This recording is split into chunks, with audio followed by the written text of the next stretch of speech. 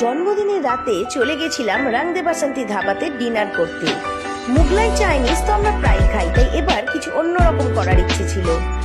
Diamond প্লাজার 4th ফ্লোরে রং দে বাসন্তীর ব্রাঞ্চটির বাইরেটি অপূর্ব করে সাজানো। ভাবলাম একটু ছবি তুলে নিয়ে একটু পরে ভেতরে ঢুকবো। বাট ওয়াও, যখন ভেতরে ঢুকলাম, what a great ambience!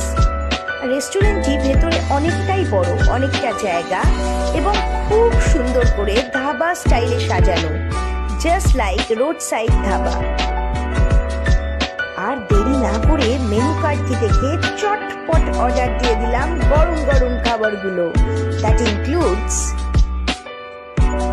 Butter নান, কুলচা, এদের স্পেশাল কালি ডাল আন্ডা তড়কা এবং চিকেনের একটি স্পেশাল আইটেম, যেখানে দুটো লেগ পিস দিয়েছিল চিকেনের।